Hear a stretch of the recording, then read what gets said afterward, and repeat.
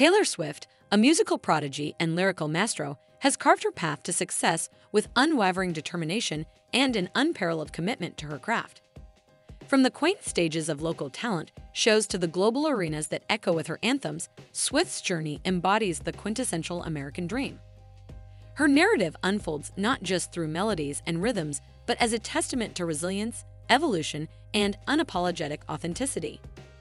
Swift's meteoric rise from the heartlands of Pennsylvania to becoming a global icon is an inspiration for dreamers and doers alike. A story woven with the threads of passion, hard work, and an indomitable spirit that refuses to be confined by genres or expectations. In an industry often defined by its challenges, Taylor Swift stands tall, not merely as a pop sensation, but as a beacon of empowerment, creativity, and the relentless pursuit of one's own narrative in the symphony of life. Early life. Swift showed an interest in music at an early age, and she progressed quickly from roles in children's theater to her first appearance before a crowd of thousands. She was age 11 when she sang The Star-Spangled Banner before a Philadelphia 76ers basketball game, and the following year she picked up the guitar and began to write songs. Taking her inspiration from country music artists such as Shania Twain and the Dixie Chicks, now the Chicks, Swift crafted original material that reflected her experiences of tween alienation.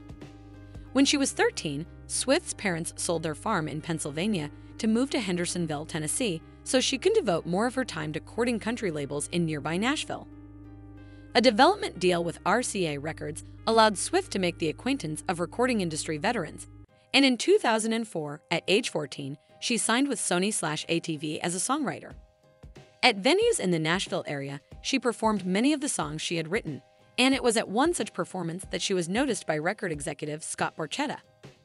Borchetta signed Swift to his fledgling Big Machine label, and her first single, Tim McGraw, inspired by and prominently referencing a song by Swift's favorite country artist, was released in the summer of 2006.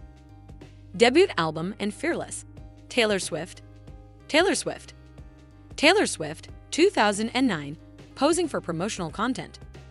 That year, Kanye West would interrupt her acceptance speech at the MTV Video Music Awards. The song was an immediate success, spending 8 months on the Billboard Country Singles chart. Now age 16, Swift followed with a self-titled debut album, and she went on tour, opening for Rascal Flatts. Taylor Swift was certified platinum in 2007, having sold more than 1 million copies in the United States, and Swift continued a rigorous touring schedule, opening for artists such as George Strait, Kenny Chesney, Tim McGraw, and Faith Hill. That November, Swift received the Horizon Award for Best New Artist from the Country Music Association, CMA, capping the year in which she emerged as country music's most visible young star. On Swift's second album, Fearless, 2008, she demonstrated a refined pop sensibility, managing to court the mainstream pop audience without losing sight of her country roots. With sales of more than 500,000 copies in its first week, Fearless opened at number 1 on the Billboard 200 chart. It ultimately spent more time atop that chart than any other album released that decade. Singles such as You Belong With Me and Love Story were popular in the digital market as well, the latter accounting for more than 4 million paid downloads.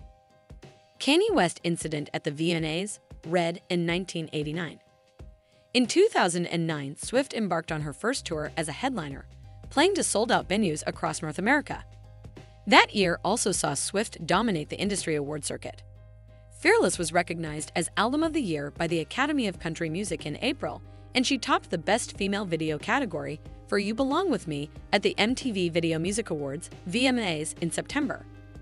During her VMA acceptance speech, Swift was interrupted by rapper Kanye West, who protested that the award should have gone to Beyoncé for what he called one of the best videos of all time.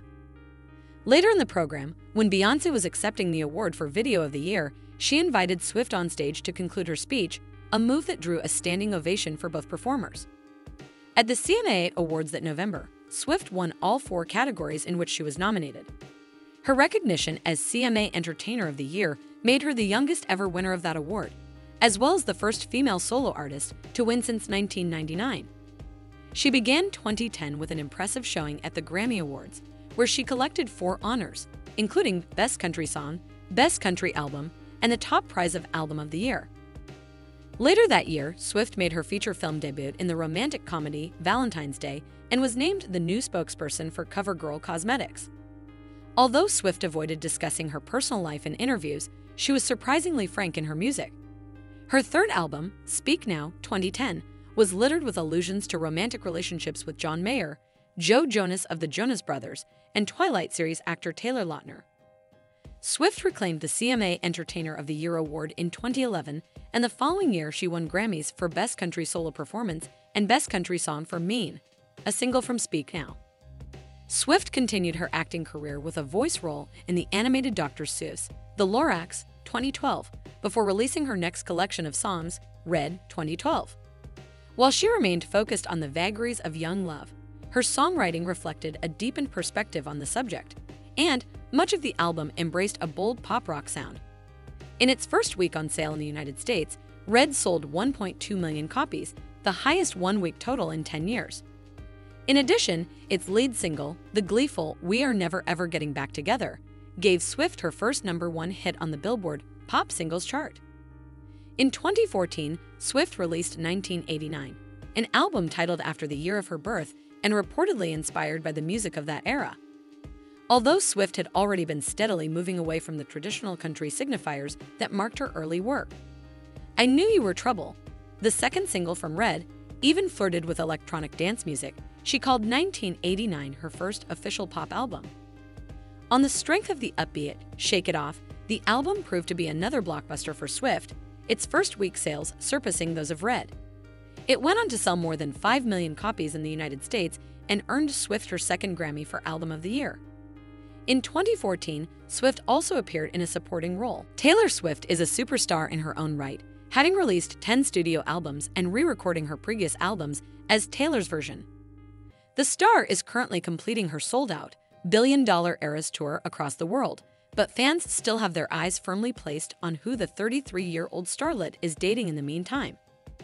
While Taylor is currently linked to Kansas City Chiefs football player Travis Kelce, we're yet to receive an album of insights into their growing romance. So, for now, we'll have to review Swift's extensive catalog of Taylor's versions, including her 1989 re-release, and get lost in all the emotions of her relationships past. With an illustrious dating history spanning all matters of men from Jake Gyllenhaal to John Mayer, Harry Styles to Calvin Harris, here we take a walk back through all Swift's ex-boyfriends and the songs she wrote about them. Travis Kelce, September 2023. In September 2023, Swift was rumored to be in a relationship with Chiefs NFL star Travis Kelce. Kelce told the New Heights podcast that he had wanted to give Swift a friendship bracelet with his phone number on it when he attended the Kansas City Dates for the Eras tour. However, none of the celebrities got to meet Swift after the show, so he didn't get to share it with her. She doesn't meet anybody, or at least she didn't want to meet me, he joked. I took it personally. Then came rumors from Duxmoy that Swift had been spotted with Kelce. The Messenger reported on a source that said, Taylor and Travis have been quietly hanging out. She saw him when she was in NYC a few weeks ago. While Swift is a known supporter of the Philadelphia Eagles, she was spotted in a box supporting the Chiefs, wearing their merchandise, sitting right next to Travis Kelce's mom on September 24. This follows Kelce's comments that he watched Swift play at Arrowhead Stadium on her Eras tour, so she should come and watch him too. I told her that I've seen her rock a stage in Arrowhead, and she might have to come see me rock the stage at Arrowhead, he said on the Pat McAfee show. Since then, Swift and Kelce have been seen on multiple outings, and things appear to be quite serious, with the two spending plenty of time with each other's family and friends, and even holding hands in public. Shock.